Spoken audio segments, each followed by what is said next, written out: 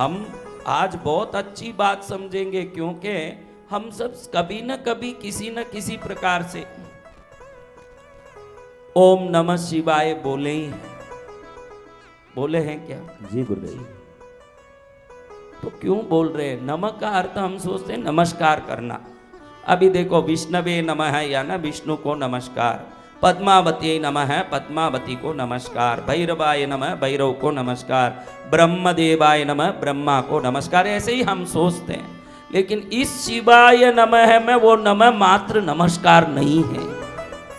ये शिव को मात्र नमस्कार नहीं है, आपके बंधनों से मुक्ति का बहुत बड़ा सूत्र है इसके अंदर। आप मान के करो, जान के करो, अनजान के करो, शिव मंत्र क्या कर सकता है ये आज समझ लोगे। आज का दिन जो आपके जीवन में सूर्य उदय हुआ है, ये सूर्य करोड़ों हीरे पन्ने रत्न को अपने स्थापित करके उदय हुआ है। समझ रहे हो ना महाराज? इसलिए आज हम इस चीज को देखेंगे कि अक्षरों की शक्ति क्या। अक्षरों को बोलते हो आप, मरा मरा मरा मरा मरा मरा मरा, क्योंकि राम वाल्मीकि ऋषि तो पहले एक चोर थे, डाकू थे, जिनके जीवन में भाषा सभ्यता नहीं थी, न भाषा की शैली नहीं थी, तो एक दो अक्षर का नाम नहीं घुस पाता था उनके मुंह से। नारद जी बड़े कोशिश किए समझाने की, अरे राम बोल, घुस नहीं रहा था। मराई बोल, कोई बात नहीं। पहले तो नारद जी ने सोचा मरा का अर्थ है मरा हुआ, फिर उन्होंने सोचा मरा जो शब्द है इसमें माँ और राम है, राम में रा और माँ है, वही अक्षर को कैसे भी रटो वो अक्षर अपना शक्ति दिखा के ही रहेगा। मरा मरा मरा मरा रटते हुए वाल्मीकि ऋषि बन गए एक चोर, बहुत बड़े ऋषि। शब्दों की ये ताकत है, अगर शब्दों की ताकत को व्यवस्थित समझ के अगर उन शब्दों का प्रयोग और उपयोग हम करेंगे, एक शब्द मार सकता है, एक शब्द तार सकता है, एक शब्द दे सकता है, एक शब्द ले सकता है, एक शब्द मिटा सकता है, एक शब्द बना सकता है, एक शब्द उठा सकता है, एक शब्द सुला सकता है। शब्द की ताकत इस जगत में भारी है। आप कोई आइए, पधारिए, आपका स्वागत है, ऐसे बोलूं तो दिल कैसे करता है? हाँ, जाइए, निकलिए या नहीं रहना, ऐसे कहूं तो दिल कैसे करेगा? सब शब्द हैं, लेकिन शब्द शब्द में दिल कहीं मिठास को महसूस करता है, न कभी कड़वास को महसूस करता है। ये शब्दों की परंपरा है, समझ रहे हो? आज YouTube में जितने मेरे बच्चे देख रहे हैं, उन सबको मेरे ख्याल से बहुत बड़ा एक लाभ आज होगा, क्योंकि हमारे जीवन में हम कुछ भी पकड़ने दौड़े भाई, काल एक दिन हमको पकड़ेगा, ये एक सत्य को कभी भूलना मत। आप कुछ भी पकड़ने जाओ, कुछ भी करो, एक दिन काल आपको पकड़ेगा। जब काल आपको पकड़े और आप काल कवलित हो जाओ, उसके पहले आपको अमर पद दे सकता है तो वो शिव मंत्र ही दे सकता है। उस समय दुनिया के सभी मंत्र धूल खाते रह जाएंगे, वो किसी के भी मंत्र हो। मैं कोई नाम लेना नहीं चाहता किसी मंत्र का, लेकिन कुछ मंत्र ऐसे हैं जो गायत्री मंत्र है। कौन सा मंत्र है? गायत्री मंत्र। नवकार मंत्र है। ये से मंत्र आपको बचा सकते हैं, और कोई मंत्र नहीं बचाएगा। नवकार नमो अरिहंतानम बोलते बोलते अमर हो जाओगे। ओम भूर्भुवस्वः तत्सवितुर्वरेण्यं भर्गो देवस्य धीमहि धियो यो नः प्रचोदयात्, बोलते बोलते आप अमर हो जाओगे। नमः शिवाय बोलते बोलते अमर हो जाओगे।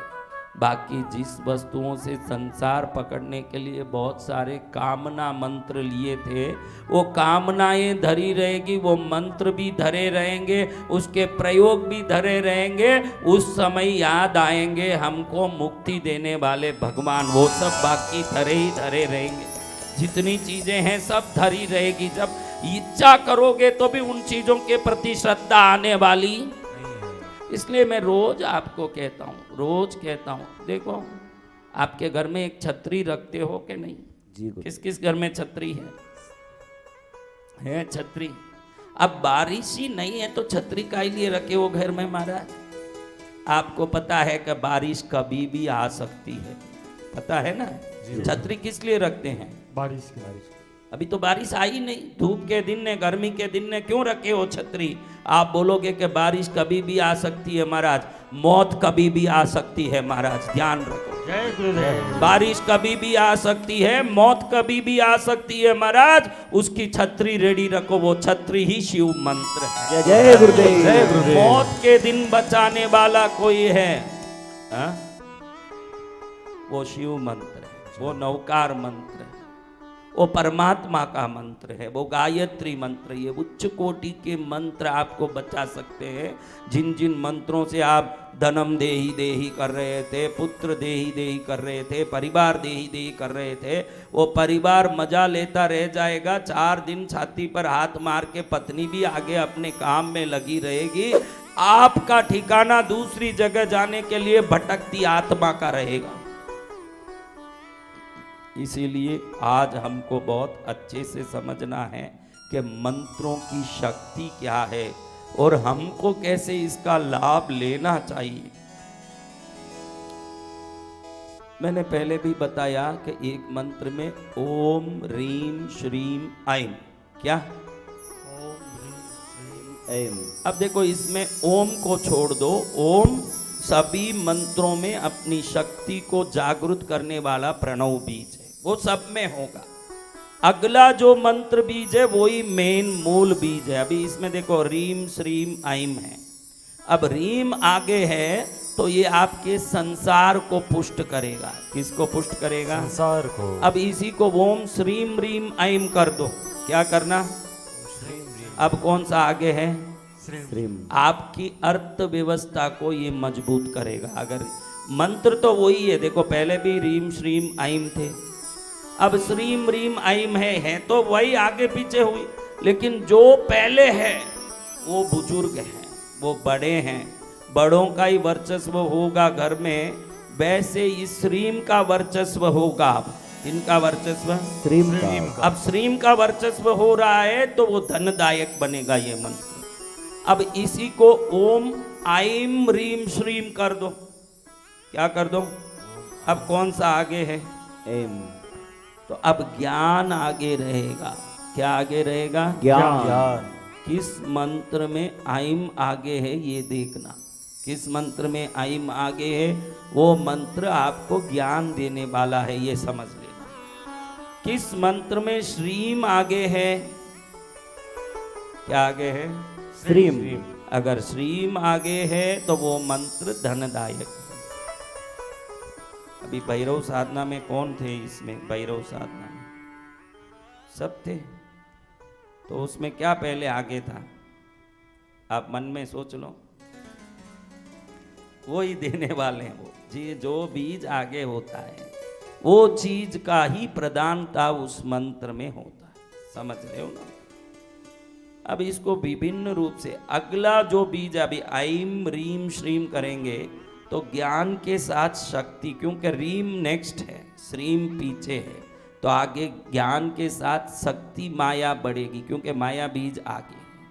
उसी को ओम ऐम श्रीम रीम कर दोगे तो ज्ञान, धन और फिर शक्ति, ऐसे प्रधानता बदलता है। मंत्र का जब उच्चारण बदलता है